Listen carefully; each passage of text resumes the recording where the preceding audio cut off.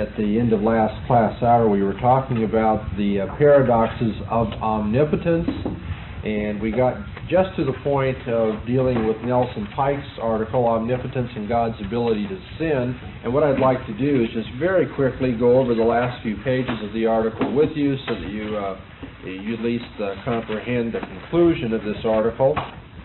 And now Pike wants to distinguish three different ways in which we want to say God might be unable to sin.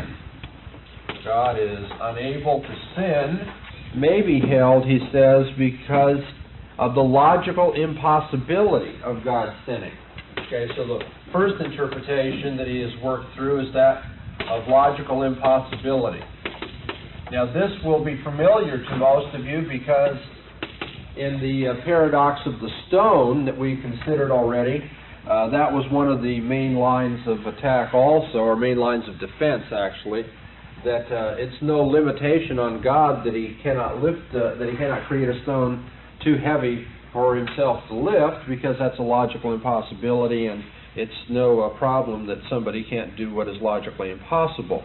Okay, the second interpretation that Pike offers for God's inability to sin, however, is that he does not have the creative power necessary to bring about states of affairs the production of which would be morally reprehensible, which is, of course, his longhand for expressing what it is to sin. And we may have a better conception of sin and a fuller, more biblically accurate conception of sin to offer, but I think that we can live with what he's saying here. He simply tried to communicate to other philosophers, especially unbelieving philosophers, what it is that's evil, what it would be for somebody to do an evil thing, to sin.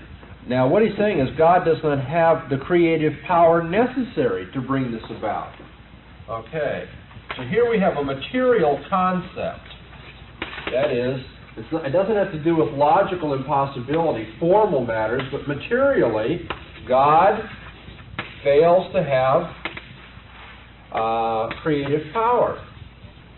The creative power to bring that about. Yes, sir? On my understanding, his sentence, if I'm not following you right, is that he doesn't exercise that creative power. No, that comes next. Oh, okay. Okay, God is unable to sin means he doesn't have what it takes to sin. He doesn't have the power to do it.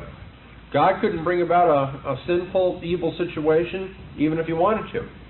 Now, Pike says about this this particular approach, this is 362, a top paragraph, and about a little over halfway down in that paragraph, he makes the comment, insofar as the phrase perfectly good applies to the individual that is God as an expression of praise warranted by the fact that this individual does not sin, God could not be perfectly good if he does not have the ability to sin.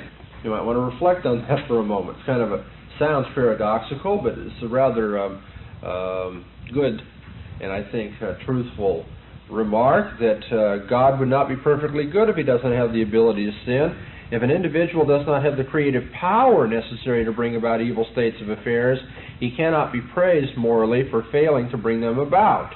Okay, if God fails to bring about sinful states of affairs, that's hardly praiseworthy if he doesn't have the ability to do it anyway. Okay? Let's say that you praise me for having not taken all the gold out of Fort Knox. You know, you're a very moral person, Dr. Bahnsen, because you have not taken all the gold out of Fort Knox. You've refrained from doing this evil deed.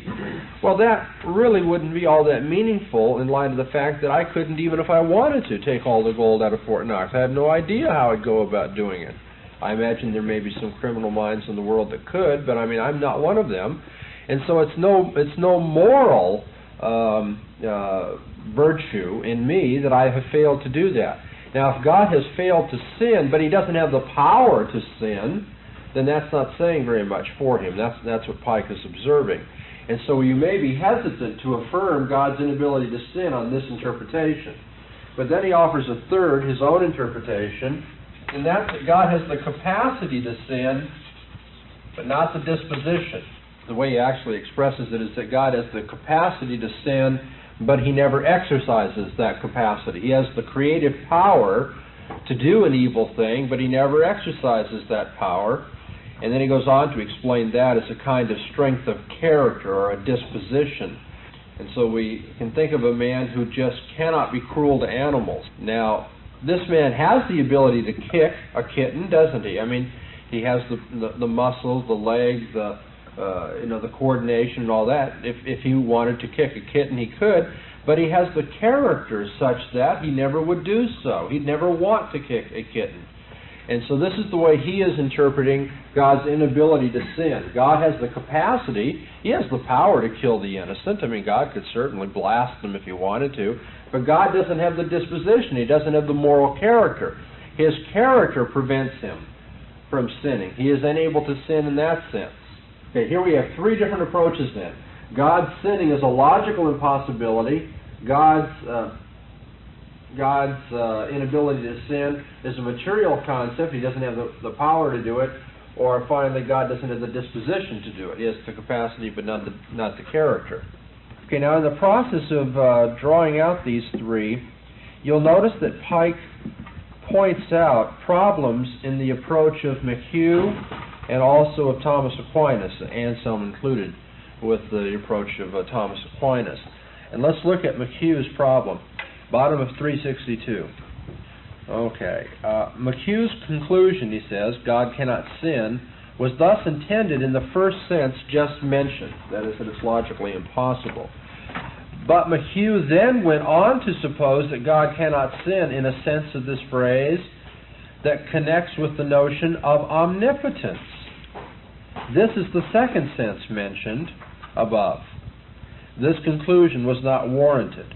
The individual who bears the title God may have the creative power necessary to bring about objects or states of affairs, the production of which would be morally reprehensible, even though, quote, God sins, end quote, is logically contradictory. The conclusion is simply that if an individual bears the title God, he does not exercise this creative power. Now, what he's pointing out here is that McHugh begins by arguing the logical impossibility of God sinning. That's a contradiction in terms. Okay, we wouldn't call anyone who sinned God. Okay, because we start a priori with the notion that God is morally perfect. But he goes on to argue that God cannot sin on the basis of some view of omnipotence. And Pike correctly points out, well, that's a material concept. God fails to have the material power to sin. And therefore McHugh is confusing senses 1 and 2. Now, what is Aquinas' problem? Over on 363, he points out both Thomas and Anselm concluded that God's inability to sin has a direct connection with the notion of omnipotence. They begin with notion 2 here. God is so powerful that he can't sin in some sense. Omnipotence. It is because God is omnipotent that he is unable to sin. And Pike points out that this line of reasoning confuses the second and third senses of the statement, God cannot sin. If we say that the individual who is God cannot sin in this second sense, in the sense that connects with the idea of creative power and thus with the standard notion of omnipotence, this is not to assign that individual strength.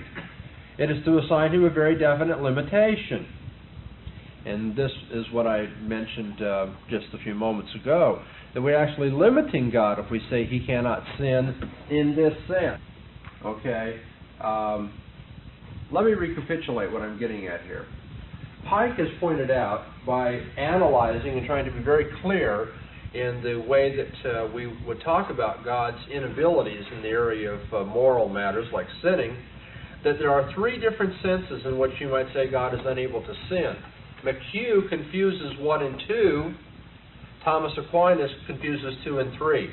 Okay, and you'll want to catch that. There's a shift between 1 and 2 in McHugh's reasoning, and a shift between 2 and 3 in Aquinas's, and Pike is trying to get this sorted out. He is suggesting that God's inability to sin means that he has not the moral disposition to do so, although he certainly has the power to do it.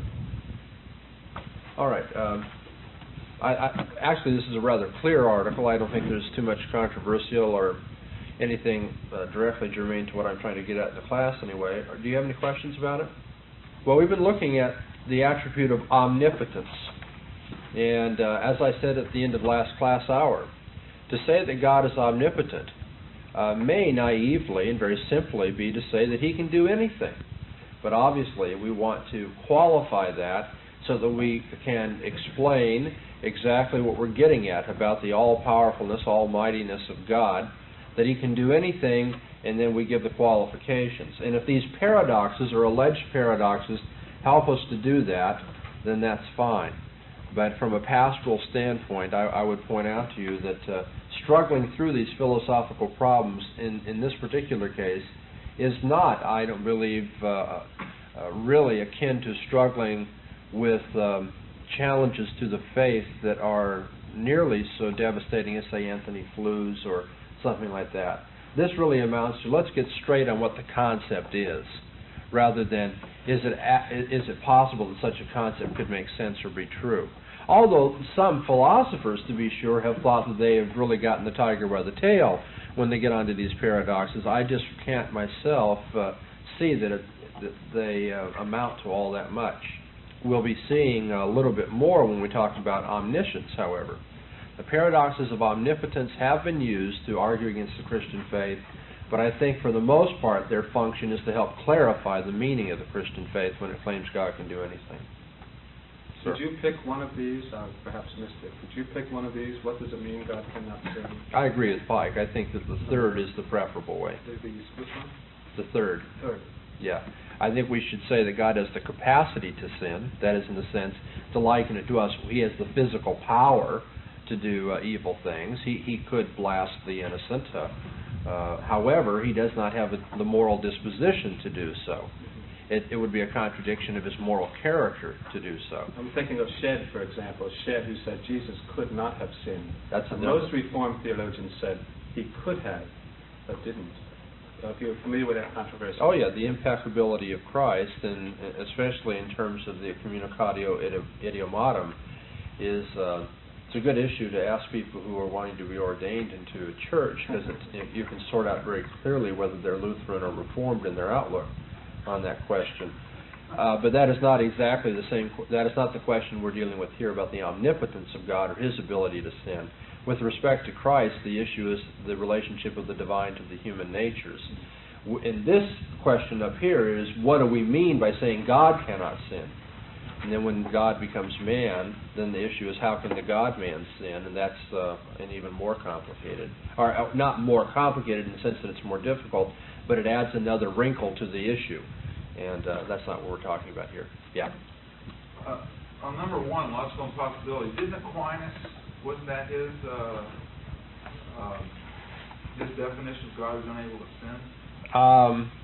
Aquinas actually took a slightly different approach on the area of, on the question of God's inability to sin, a little bit different from God's inability to do contradictory things like making square circles. And this is what Pike is discussing in the article, is how Aquinas improves upon that.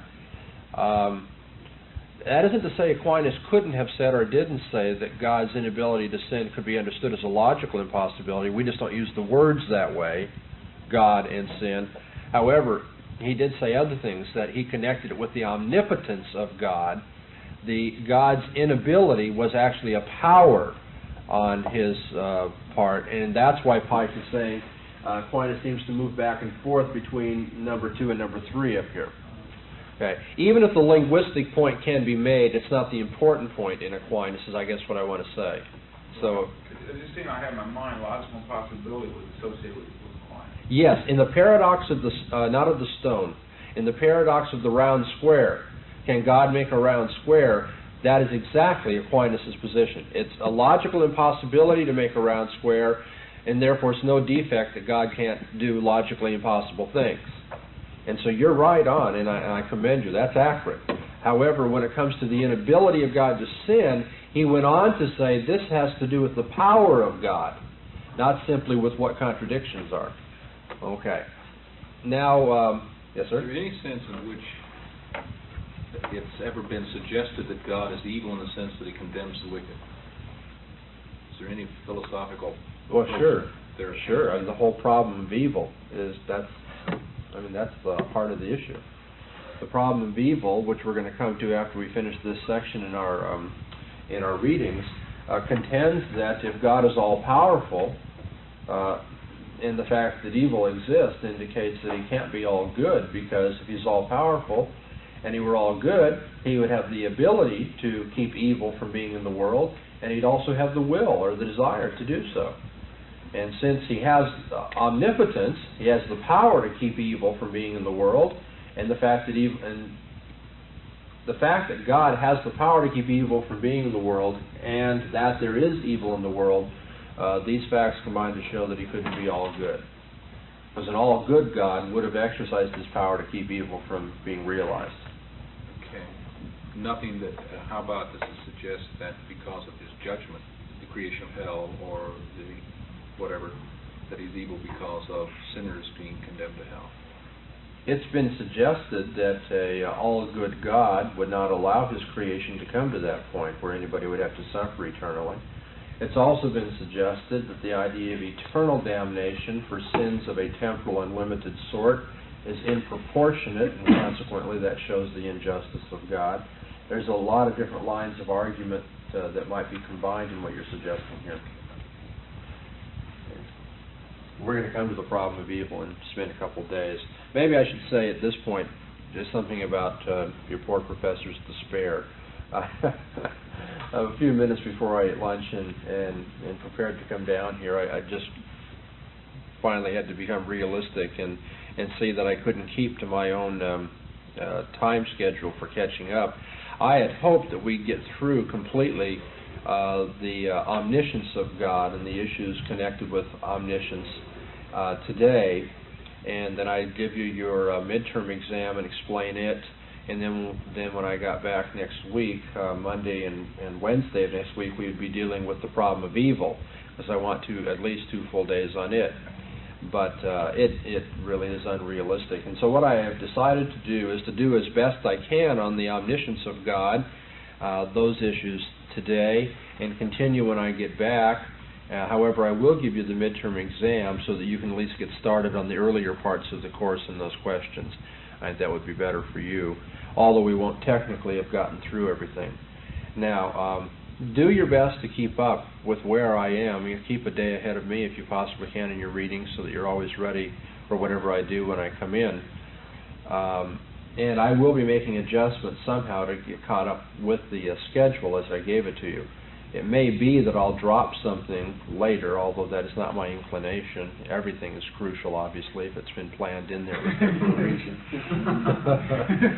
But one way or another, I will get us caught up. I can tell you for sure the unit on the nature of man will be cut down from 3 hours to 2. But nevertheless, we will still read the same material. Anyway, all this meandering to say, we aren't going to get caught up today, but I'm going to try to do my best. Now we're going to turn to the omniscience of God and certain problems that have been seen in this particular attribute of God. And this is, I think, a little bit more difficult to follow. I'm curious. This is just for my own interest in choosing textbooks and all that. How many of you have read, and this is only for the sake of stylistic question I'm going to get at in a minute, don't feel bad if you haven't, although you should have got it done, I suppose. But anyway, how many of you have read the article by, I always get Rowe and Ross mixed up, Rowe, on Augustine's view of foreknowledge and free will? How many of you have tackled that?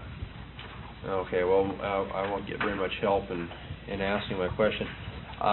In attempting to simplify this in my lectures and so forth, I have run across one section of that article I'm convinced is either a misprint or a misexpression on the part of the author that confuses me. And if it's confused me and held me up for a while, my guess is it may do that to you. Although sometimes, you can get into these things and your mind's working in a certain direction and you cause your own problems. So I do want to try to explain what Rowe is getting at in my own words, and then when you read the article, if you run into difficulties, refer back to my interpretation of it, okay? I'm sure that I'm interpreting him right, but I just have a hard time with one portion of a paragraph in it. But before we get there, we have to talk about indexical reference. Okay? If you have read the article by Kretzmann, you'll see that he is objecting to the idea of a God that is both omniscient and immutable. Okay, if God is omniscient, that means what? He knows everything there is to know. Okay? If God is immutable, that means God is not changing in any way. Okay, now Kretzmann suggests that you can't have these two attributes brought together in one perfect being. And the reason for that is, if you're to know everything there is to know, then certainly you have to know the time of day. Rather mundane sort of thing. What time is it? You look at your watch and say, well, it's about 1:35, 1:36, whatever it may be. And that's something that God should know. If I know what time it is right now, God should know what time it is right now. Obviously, He's much smarter than I am. He knows much more than me. If I know that, He knows that. However, if I know what time it is right now, so that at T1,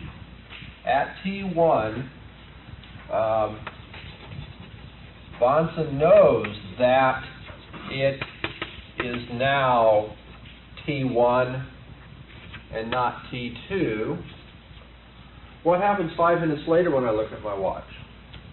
Well, something has changed, right? It's still not 1:35, now it's 1:40. Do I know that it's 1:40? Well, if it were, then as a matter of fact, I would know it.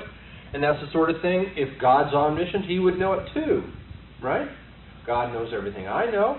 Okay, so at T2, T1 and T2 don't throw you, obviously. T2 is, the second time mentioned. At T2, Bahnsen knows that it is now T2 and not T1. Okay. I knew one time here, and I know another time here. That certainly suggests that what I know has changed. When I knew the time at T1, it was T1, I said it's now T1. When I know the time at T2, I say it's now T2. That suggests my knowledge has changed. And if God is supposed to know everything that I know, that means God's knowledge has changed. And if God's knowledge has changed, then it cannot be said that He is not changing. Okay, so it seems almost too simple, doesn't it? How can an omniscient God be unchangeable? This is the challenge that Kretzmann is proposing.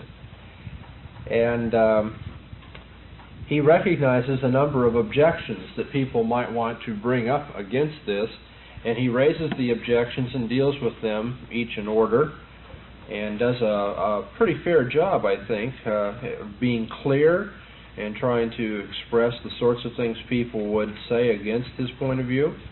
The first objection is that a change in the object of knowledge does not entail a change in the knower. Okay, somebody says, look, there's been a change in the object of knowledge, that is a change in the time of day, but that doesn't mean the knower has changed. And Kretzmann replies that the credibility of that point of view, of that objection, depends upon an imprecise characterization of the object of knowledge. He says, I know that the Chrysler building in Manhattan is 1,046 feet tall. If it is said that the Chrysler building is the object of my knowledge, then of course many changes in it, in its tenants, its heating system, for example, do not necessitate changes in the state of my knowledge. If, however, it is more precisely said that the object of my knowledge is the height of the Chrysler building, then of course a change in the object of my knowledge does necessitate a change in me. He says if a 40-foot television antenna is extended from the present tip of the tower, either I will cease to know the height of the Chrysler building, or I will give up believing that its height is 1,046 feet and begin believing that its height is 1,086 feet. In the case of always knowing what time it is, if we are to speak of an object of knowledge at all, it must be characterized not as the state of the universe, but as the changing of that state of the universe. To know the changing of anything is to know first that P and then that not P. And a knower that knows first one proposition and then another is a knower that changes. A knower that knows P and then knows not P is a knower who has changed. Seems rather obvious. First he knows P, second he knows not P, and that's a change. Not just a change in the object of knowledge, it's a change in him. It's a change in what he knows. Okay, now that is the most serious objection, and it's going to be one taken up by Castaneda in the next article. The remaining objections are worth reading. However, I'm not going to spend a good deal of time with them in class because I think you should be able to follow without very much difficulty. The second objection is that a change in beliefs entailed by always knowing what time it is that taking account of sort of change rather than a change of mind. The objection is there are two kinds of changes in knowers that we can see, and one of them is really quite trivial, taking account of changes in the world, and another is a change like changing your mind. You once knew something, and then you find out you made a mistake, or you have a different attitude towards something now. You've changed your mind. To this, Kretzmann simply says, all you're telling us is that the change in God's knowledge is rather minimal rather than maximal. Well, that's fine. Nevertheless, a minimal change is still a change. Consequently, you don't have an immutable God. You may have a perfect God, as you have a God who doesn't have any defect in him just because he's gotten this change, but you can't say that he's immutable. Okay, his third objection. It's possible for an omniscient being to know the state of the universe at every instant, all at once, rather than successively. This is one that I'd like you to pay a little bit of attention to, because my guess is, as Christians, evangelical Christians, you've been captured by that kind of metaphor or image of God's omniscience. He knows everything like a movie director knows everything at once about the movie, but those of us who go to the movie theater have to wait for all the scenes to play out in the film to finally run down before we know what the movie director knows. And he deals with this metaphor or analogy of the movie director and the people watching the movie, and what he points out is that if we're claiming that God knows everything in the sense of knowing everything at once, like knowing the entire movie backwards and forwards, that his knowledge is really quite limited. Because it turns out that there's one thing the people watching the movie know that the director of the movie, the one who is most familiar with it, does not know. They know one big thing about it you don't know, namely what is now going on the screen. Okay? I may know Gone with the Wind better than anybody who's ever, seen the movie. I may have directed it, I may have acted in it, I may know it backwards and forward, I may have memorized it, I may know what the clock on the wall says at every second of the movie, but I can't tell you right now what scene's showing if Gone with the Wind is showing somewhere in the world. And so what he's pointing out is that an omniscient God who knows everything at once still doesn't know what we know, and that is what time it is right now. I see some of you rather disgruntled with that, because maybe you're familiar with the movie metaphor, but I must say your old professor's opinion is he's right. If that's all the omniscience of God entails, if that's all, then certainly God is limited. He doesn't know some things that we know, namely what's happening right now. Does that help by saying that that's all? I mean, I certainly don't mean to deny that God does know everything in an intuitive flash, if you whatever metaphor you want to use. God knows it all at once, to be sure, but he must know more than that if he knows as much as we do, because we know what scenes are now showing in the world too. Okay, the fourth objection, and this is a very popular sort of thing. I mean, I'm staggered at how easy Christians find it to say, well, God transcends space and time. And certainly he does. But I mean, the way we go about explaining that or ringing the logical changes on it can make all the difference in the world. Somebody says, God transcends space and time, and therefore he's not subject to change, whether as a consequence of knowing what time is or for any other reason. Okay, God can't be a changing being because he transcends space and time. And therefore, if he knows what time it is, since he transcends space and time, he still can't be a changing object. At the very bottom of the page, Kretzmann says, but under that interpretation, the doctrine begs the question, rather than providing a basis for objecting to it. He says that's just a way of stating that God can be omniscient and immutable. But it doesn't tell us why he can be omniscient and immutable. That's just a way of saying that he's omniscient and immutable, but that's what I'm trying to challenge. And therefore you've got to say more. And so he suggests another interpretation of the transcendence doctrine, and that's that from God's eye point of view, there is no time. The passage of time is a universal human illusion. That is, we have the illusion of time and change, but from God's point of view, there is no change, there is no time at all. Well, does that help you out of the bind? Yes, it does. That solves the problem. Because what that shows is, since time is an illusion, we don't know that it's 140 or 145 or whatever it's now become. We can't know that it's 140 rather than 145 because that's just an illusion, and you can't know illusions. They aren't true. Consequently, since we don't know what time it is, there's nothing we know that God fails to know, and therefore the omniscience and the immutability of God have both been protected. They've both been guarded. But that's a pretty big price to pay, isn't it? That time is an illusion for all of us. As the author says, this interpretation preserves the immutability of a perfect being by imposing immutability on everything else. As a matter of fact, there isn't any changing going on here either. It just appears to be changing. All right. So these are four objections that he brings against the idea. These are four objections that he imagines to be brought against what he has said, and that he tries to answer. The last three objections deal with the concept of omniscience and immutability. I'd like you to pay a special attention to objection G on page 375, where somebody might say, to Kretzmann's argument, the kind of change entailed here, in God knowing what time it is from time to time to time, the kind of change entailed by always knowing what time it is a kind of change that surely cannot be construed as deterioration. The argument shows that absolute perfection entails mutability in at least this one respect, but it's not detrimental, because this kind of change is not a deteriorating kind of change. Now, Kretzmann says, however, the arguments that have been given for the immutability of God are not simply that mutability shows deterioration, but as a matter of fact, in the history of philosophical theology, the argument has been that any kind of process in a perfect being is inadmissible. Any kind of process at all, not just deteriorating process, deteriorating change, but any change, any process whatsoever.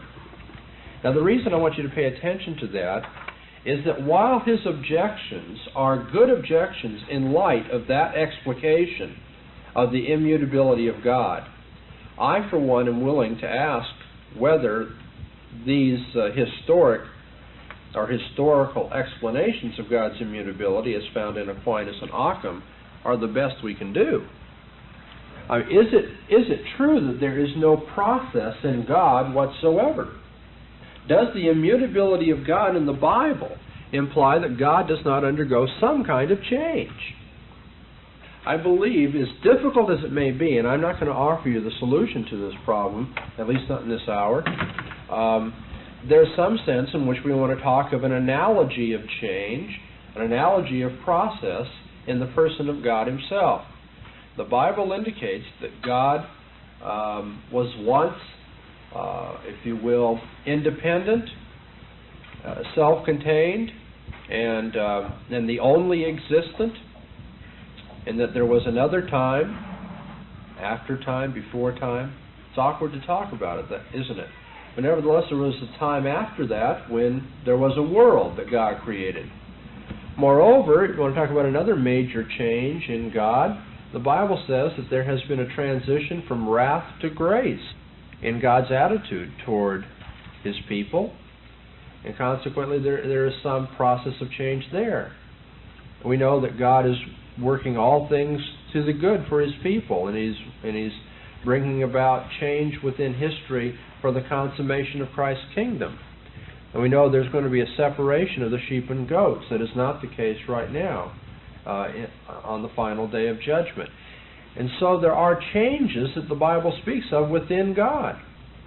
And we have to, when we explicate the notion of immutability, take that into account. And yet not challenge what the Scriptures mean when they say that the Lord changes not. Okay, I'm suggesting that the traditional way of explicating immutability, such that there is no process whatsoever in God, is misleading. However, I am not suggesting that Kretzmann is wrong in what he says about those traditional views. That on those traditional views, you cannot admit that God knows what time it is now and then 5 minutes later knows what time it is then too. That on those views, it seems like the immutability of God is ruled out by His omniscience. Okay, at the very end of the article, Kretzmann offers one final stab. You think it's been bad enough. He's been arguing that an omniscient God can't be an immutable God. At the very end, he adds, well, it actually turns out that an omniscient God could not be a personal God either. The doctrine that God knows everything is incompatible with theism, the doctrine of a personal God distinct from other persons. And he shows that in terms of these two sentences on page 376. Jones knows that he is in a hospital. Jones knows that Jones is in a hospital. Are those different statements? Are those different statements? Well, if possibly, then they are different statements. It may turn out that one person could say them both, but the fact is that they are not saying the same thing. Why are they not saying the same thing? Jones could know that he is in the hospital without knowing that he is Jones. Okay, let's say a guy gets hit by a car, gets amnesia. The next day he wakes up and he says, I'm in the hospital. Okay, now it's Jones who's speaking, and so we can say truly, Jones knows that he's in the hospital. However, if he picks up a newspaper and reads, Jim, well, that's not what we want to say, is it? Richard Jones is in the hospital. He may say, wow, that's really too bad. I wonder who this guy is. He may not realize that it's himself because of his amnesia. So it might be true that Jones knows he is in the hospital, but it's not true that Jones knows that Jones is in the hospital. That is, that he is Jones. Now, why are we pointing out this little truism here? Well, because, as Kretzmann points out, no one other than Jones can know what sentence 1 describes Jones as knowing. No one other than Jones can know what sentence 1 describes Jones as knowing. It says, Jones knows that he is in a hospital. Only Jones could know what he is describing in saying that. It could be that he's saying Jones knows that Jones is in a hospital. But it could mean something else, too. Nobody else could know but him. Therefore, the kind of knowledge characteristic of every self-conscious entity of every person knows certain propositions that no other person can know. Every person knows certain propositions, namely ones that refer to himself and his knowledge, that no other person can know. And if that's true, then God cannot be omniscient. If theism is true, if God is a person, then He's not omniscient. And if God is omniscient, then He's not a personal God, because this difference between persons, between persons there are always going to be these statements with indexical reference in them, where only you know what you're saying. Okay, so that's kind of a concluding barb that he throws. And not only is it difficult to bring omniscience and immutability together in one being, he doesn't see how you can have a personal God, a personal omniscient God, who is, he doesn't see how you can have an omniscient God who is a personal God as well. Okay, now Castaneda responds to Kretzmann's article, and Castaneda, by the way, among philosophers, is very well respected, one of the most clever and brilliant men writing, and has done marvelous pioneering work in the area of indexical reference and the logic of self-reference and that sort of thing. He says that Kretzmann's arguments depend on certain features of indexical reference, and that these features in the long run have not been construed properly. First of all, what is indexical reference? Indexical reference means reference to times, places, events, objects, or persons by means of demonstrative or personal pronouns or adverbs. Okay, reference to, and then as he lists them, times, places, events, objects, persons.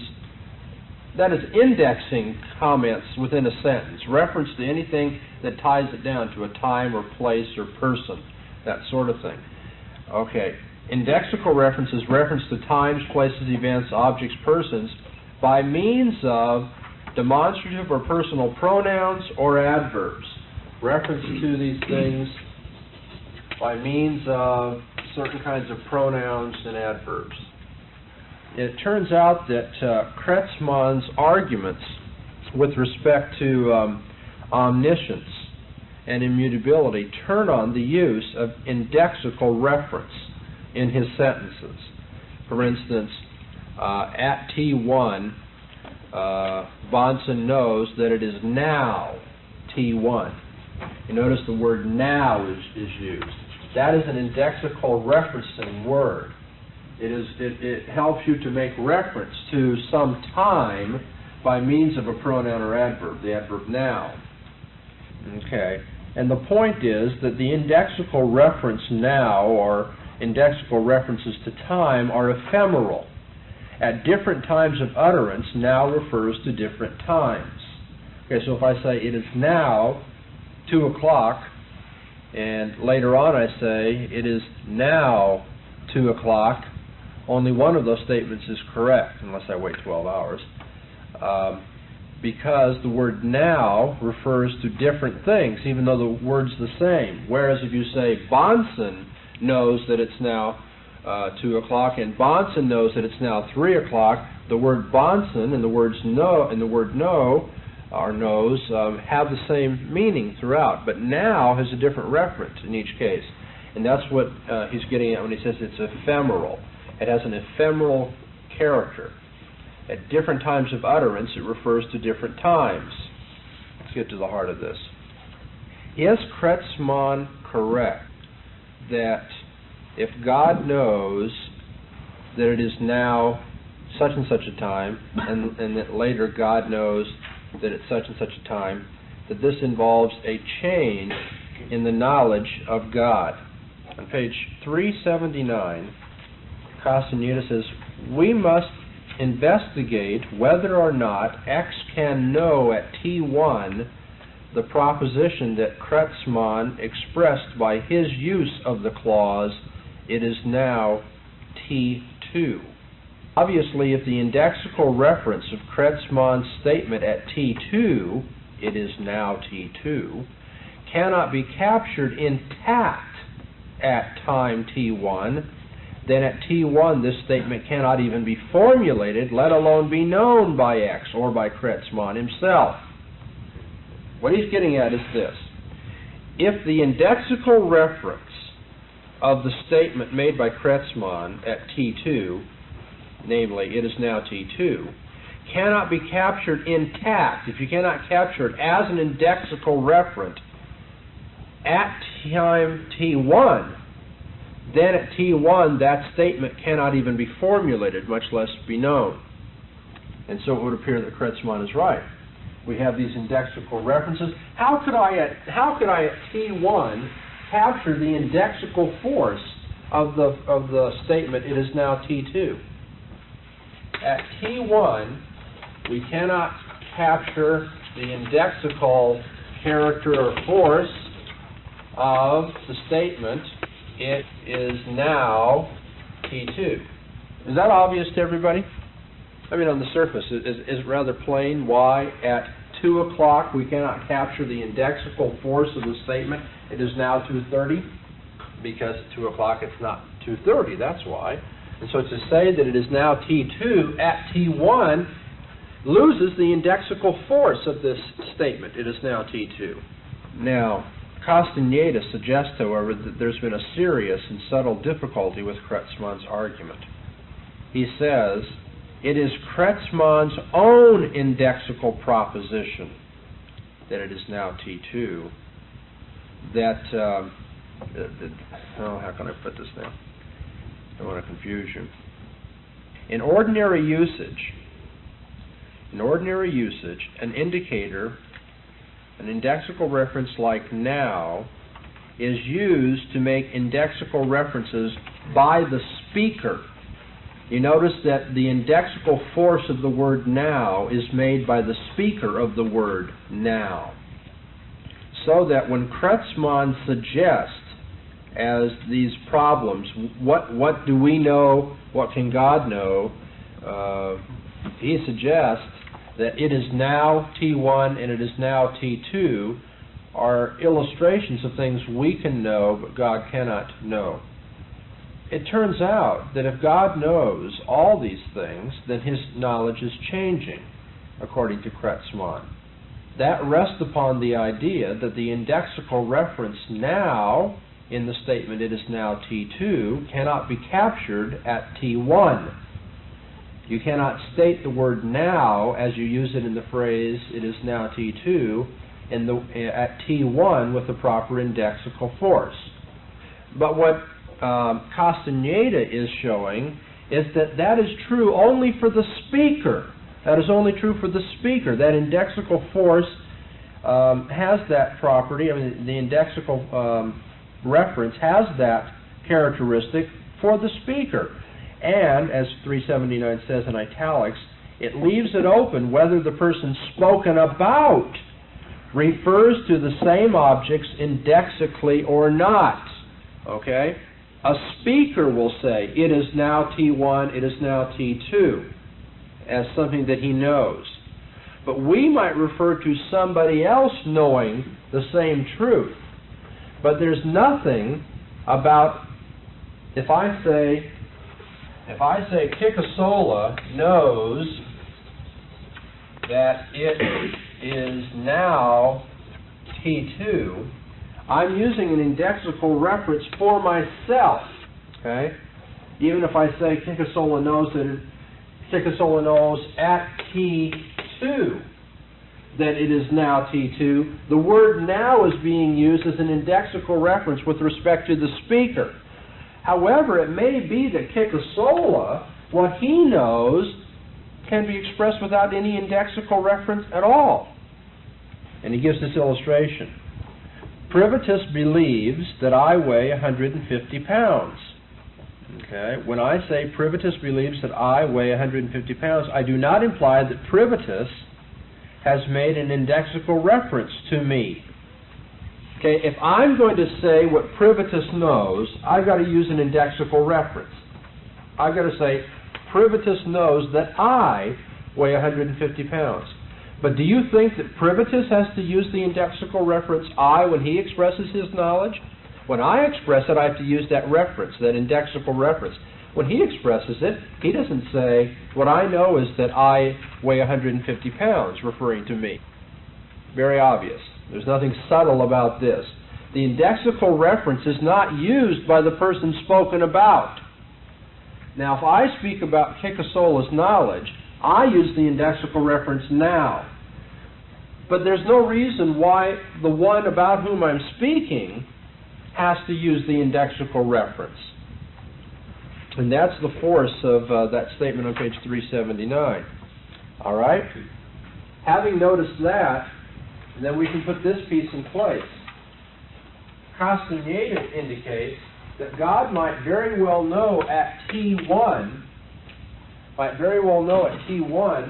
both that it is now, God may know at T1 that at T1 it is now T1, and he might also know that at T2 it is now T2.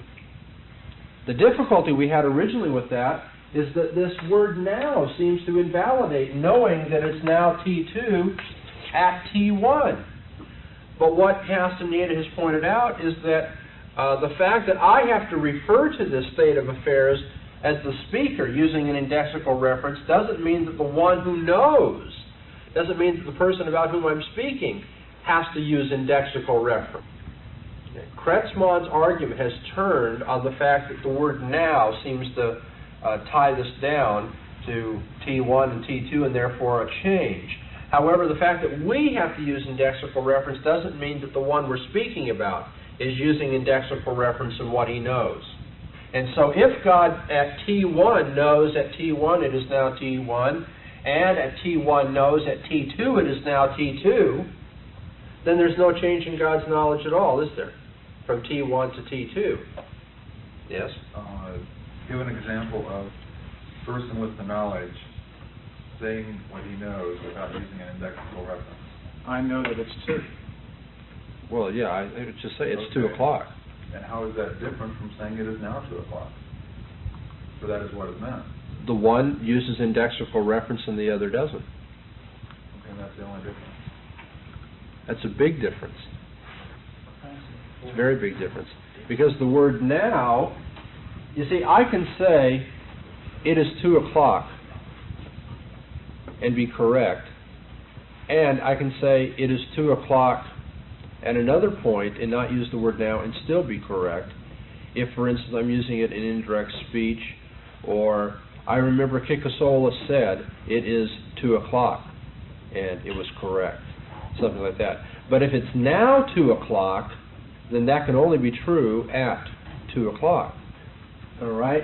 The idea in Kretzmann, now let's back up to the critic, was if God knows what time it is, it's going to be expressed in this form. It is now 2 o'clock.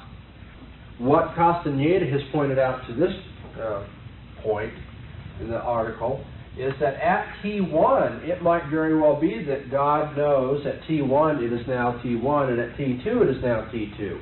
He even knows the T2 information at T1 because indexical reference may not be necessary for the knower, even though it's necessary for us to express what the knower knows. Is anybody lost? It's better to admit that you are than to try to go on. I can paraphrase it linguistically. The difference between direct and indirect speech is we need in relativizing. Well, Doesn't that help? what you need is an indexical reference. Yes. Okay. I don't want to get away from that language because it's going to be throughout the article. Okay. Thus far, Castaneda has pointed out that Kretzmann cannot prove his point because, as he says on 379, the use of these indexical references are Kretzmann's own indexical propositions, and they leave open whether the person spoken about refers to the same objects indexically. We've got to refer to the object of knowledge indexically. But it may be that God can refer to the object of knowledge without using indexical reference. Okay? If that's true, then it's possible that at one time, at T1, God knows both these things. Although we can't express that by use of indexical reference because we have that contradiction that the word now creates. And so Castaneda says we have to reformulate what Kretzmann is getting at. And what he suggested here is we reformulate his argument using quasi-indicators rather than straight indicators. Quasi-indicators will enable Kretzmann's argument to be stated in a way that will pinch. Okay, we have indexical reference, and now we're going on to quasi-indicators. Quasi-indicators of indexical reference. And he defines a quasi-indicator on page 380, almost at the bottom, as having 3 characteristics. It's appearing in oblique discourse, mainly in a clause subordinated to a verb expressing a propositional attitude. For those of you who don't understand that, a quasi-indicator appears in a clause followed by a verb like believes or knows. Propositional attitudes. Believes, knows, hopes, so forth. Okay, so a quasi-indicator appears in a clause that follows such a verb as believes or knows. Secondly, it's having an antecedent not in the same oblique discourse. Okay. S knows that dot, dot, dot, dot, dot, dot. Okay. This is the oblique discourse following the word knows. Okay, now this indicator, this quasi-indicator, must appear in this phrase here, following knows, believes, hopes, etc. Moreover, it must refer to something outside of the phrase. It has an antecedent not in the same oblique discourse. And then finally, and this is an important quality, the quality of not being replaceable by its antecedent with preservation of the proposition or statement formulated with the whole sentence. That is, when you substitute the antecedent up here for the quasi-indicator and rewrite the whole sentence, you get a different sentence, one that has a different meaning. Okay, now anything that matches those three characteristics is a quasi-indicator. You don't really have to master all of that, but it's just that when he refers to a quasi-indicator, I want you to know that he's not just making up some word and then going on with his argument. There is some rule-governed way to determine whether you're using a quasi-indicator or not. Now, he wants to reformulate Kreutzmann's argument by use of these quasi-indicators. The quasi-indicator that he suggests is the word then. Then. At T1, X knew that it was T1 at T1. Wait a minute, I'm not reading the right thing. Okay, it's 4b that I want to read. At T1, X knows that it is then T1 but not T2, and at T2, later than T1, X knows that it is then T2 but not T1. Okay, now, just so you don't get frustrated here, all he's changing is the word now to then. Okay, Kreutzmann has formulated his argument about knowing that it's now T1 and now T2. Now the word now is an indexical reference word. And it turns out that because indexical reference refers to the speaker, that is, it's always in terms of the speaker's frame of reference, that the person spoken about need not use indexical reference to express his knowledge. Therefore, Kreutzmann's argument doesn't work with the use of indexical reference. However, if he uses the quasi-indicator then, the word then instead of now, okay, at T1, X knows that it is then T1, and at T2, X knows that it is then T2, that you can apparently make the argument a little more uncomfortable for those who believe that an omniscient God is unchanging. And the reason why this is uncomfortable and the other one is not has to do with the third characteristic that is mentioned. Let me see if I can read it for you.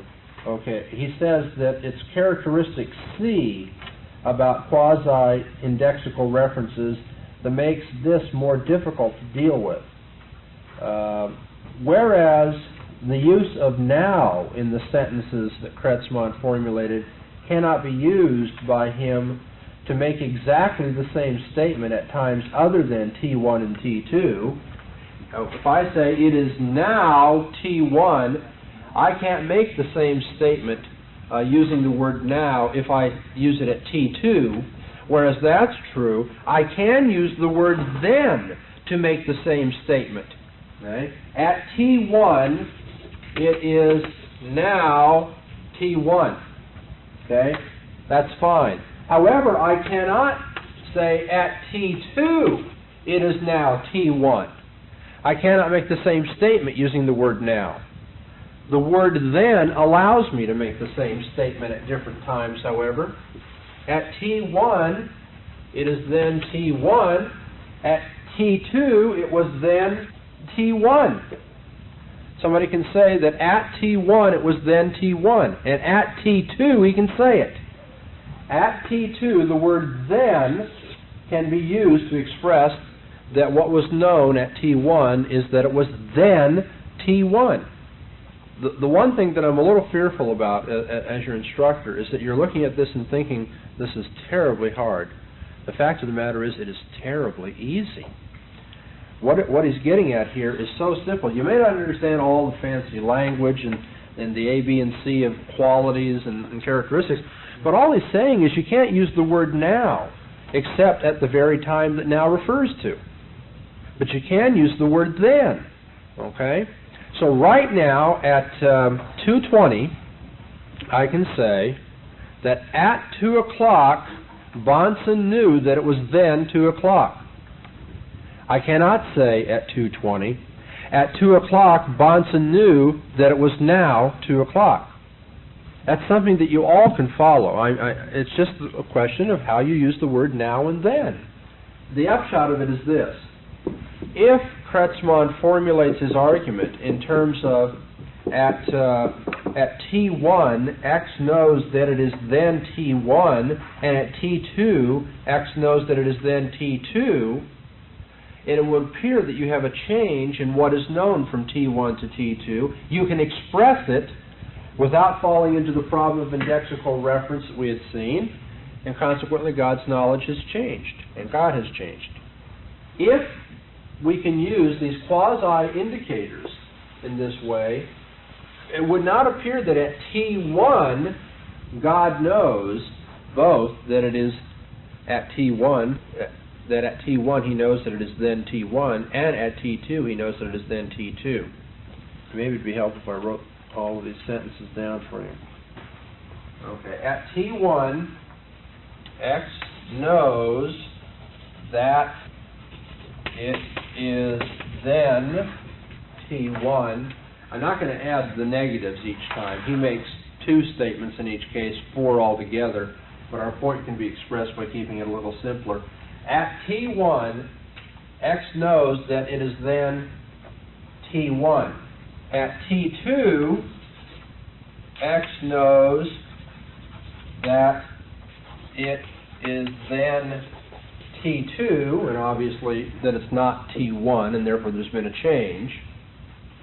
Now, our defense of the omniscience of God in light of His immutability has been that at T1, God knows that it is then T1, and at T1, God knows that it is then T2 at T2. That is, if we could say that God knows both of these propositions at the same time, there would be no change in His knowledge from T1 to T2. Because He would have all of these. It is what He would always know the time of day, but He would know it at one time, at T1. If we could say that, then we could guard the immutability of God and His omniscience. But by use of the word then instead of now, we don't have the easy out that we had a few moments ago. Remember, we said the word now. The use of an indexical reference for my expression of what somebody knows does not commit the person that knows it to the use of an indexical reference. One more time, for the sake of the illustration, getting it into your head. We don't want to miss this. If Kikasola knows that Bahnsen can lift 150 pounds, that isn't to say that, wait a minute, I'm going to get this right. If Kikasola knows that I can lift 150 pounds, that isn't to say that what Kikasola knows must be expressed by him with the use of the word I.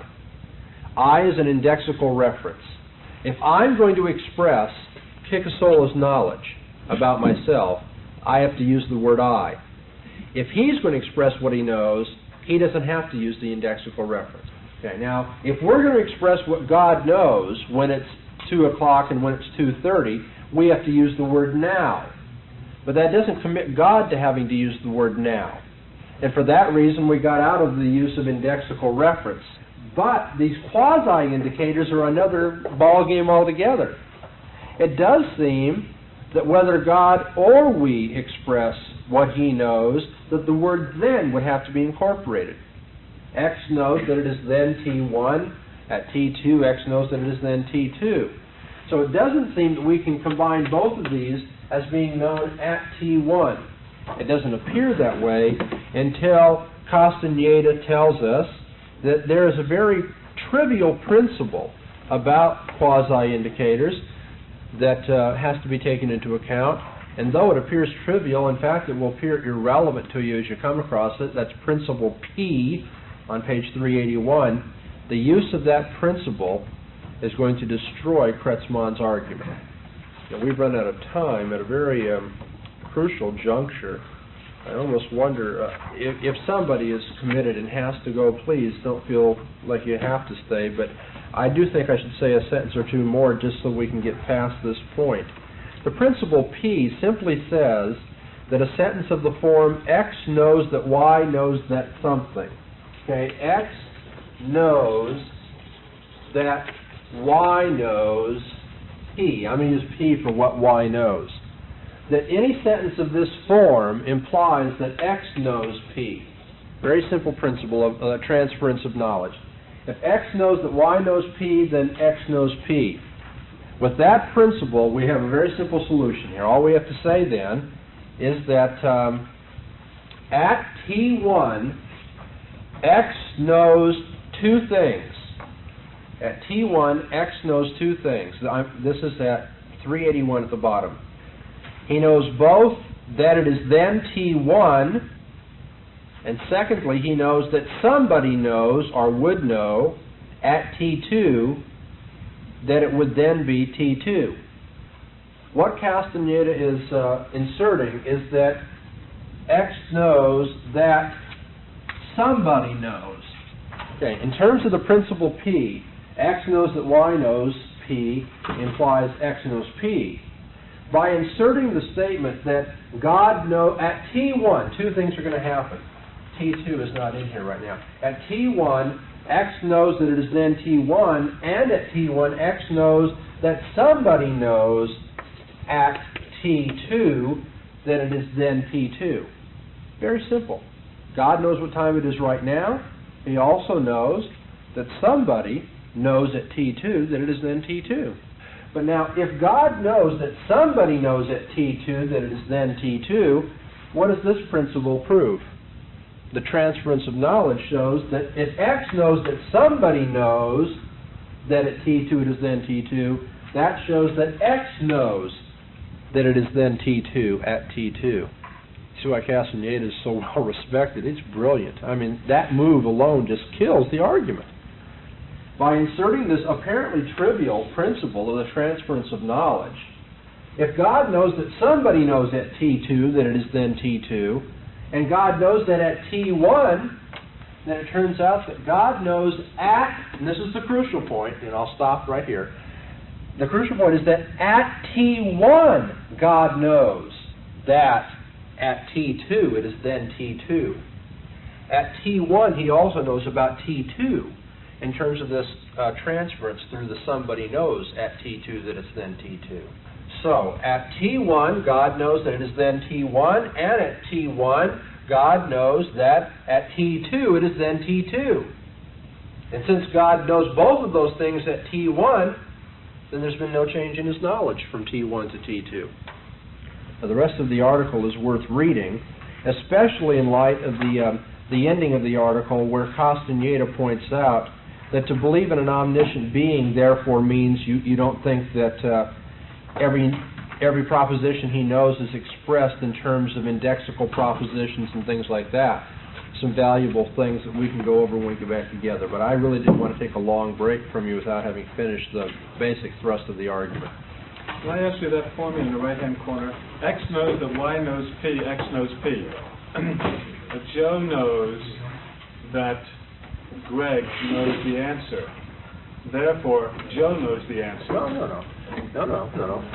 If you know that I know the answer, then you know, wait a minute. X knows that Y knows the answer is to say that X knows, the slip in here is that somebody knows the answer is the proposition rather than the answer itself. Okay, X knows that Y knows that Y knows what the answer is. Yes. Okay, X knows, okay, we got to get the Y knows. What I want to what you may have done very nicely here is given another illustration such as he gives. He says that Kretzmann doesn't have any way to deal with this, but it's true that he does not offer the detaching expression rules. He says there are some cases where the detachment doesn't work. If the very last subordinate clause of the sentence of the form X knows that Y knows that ... contains quasi-indicators, such detachment may lead to absurdity or to a fallacy. And he uses this: Mary knows that George knows that he is in pain.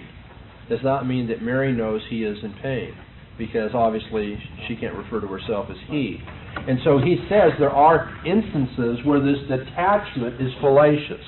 And although there is something about your illustration that doesn't quite ring true with me, on the surface it would appear to fit that X knows that Y knows the answer does not mean. See, there's a compression in there that is bothering me. But anyway, let's assume that it's a felicitous example, and all that demonstrates is what Castaneda says, and that this doesn't always hold true. But it does. There's no reason for Kretzmann to argue that it doesn't hold true over here. How can we substitute God for somebody? I don't understand the substitution principle there. How can we just automatically, just by the rule of it, allow for well, that isn't to say that just anybody at T1 could know that somebody at T2, so forth. But since God is omniscient, we can say that he knows that somebody at T2 will know that it's then T2. Okay. No, I think Castaneda understands that not everybody will fit the position of X, but X is understood as an omniscient being. The whole point of Kretzmann is that God couldn't do this and remain unchanged. Okay. And Castaneda is saying, sure he could, in terms of these principles we've been looking at. God could know that somebody knows at T2, and therefore God would know it all at T1.